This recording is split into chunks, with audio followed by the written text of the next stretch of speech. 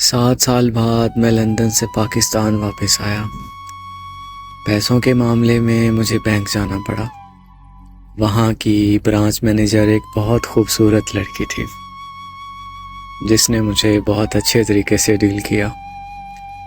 Bank کے کام سے free ہو کر میں گھر واپس آیا تو مجھے اس برانچ مینیجر لڑکی کی کال آئی۔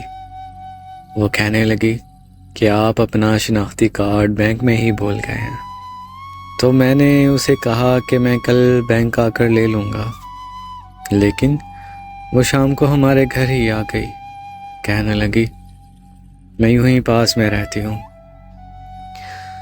بینک سے واپس گھر آ رہی تھی، سوچا کہ میں آپ کو شناختی کارڈ دے دوں۔ ہمارے گھر میں میرے علاوہ میرے ماں باپ اور ایک چھوٹا بھائی تھا۔ امی نے اس سے چائے کا پوچھا تو اس نے ہاں کر دی۔ پھر اس نے ہمارے ساتھ بیٹھ کر چائے پی اور اپنے گھر چلی گئی۔ وہ میری امی کی کافی اچھی سہیلی بن گئی تھی، اس لیے وہ روز بینک سے واپسی پر ہمارے گھر سے ہو کے جاتی تھی۔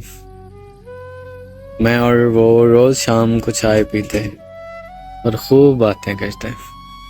ہم نہ صرف بہت اچھے دوست بن گئے تھے بلکہ وہ ہمارے گھر کا ایک فرد بن چکی تھی۔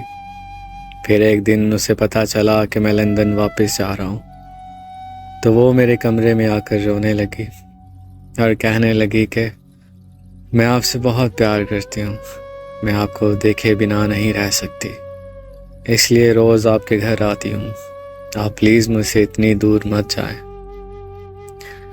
اس کا اظہار محبت سن کر مجھے بھی خوشی ہوئی، کیونکہ میں بھی اس سے پیار کرتا تھا، مگر اظہار کرنے سے ڈرتا تھا کہ کہیں ہماری دوستی بھی ختم نہ ہو جائے۔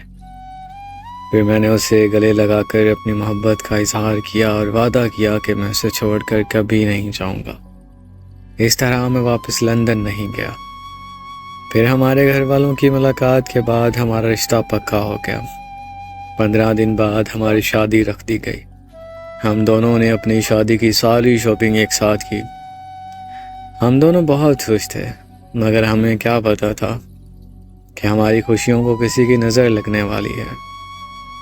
ہماری شادی کے ایک ہفتہ پہلے اس کی بڑی بہن کی موت ہو گئی۔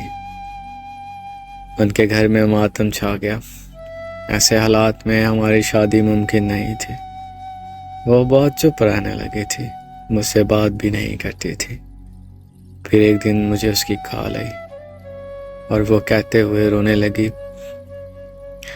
مجھے معاف کر دینا، میں اپنے بہنوئی سے شادی کرنے جا رہی ہوں۔ اگر میں ایسا نہیں کروں گی تو میری بہن کے بچے رل جائیں گے۔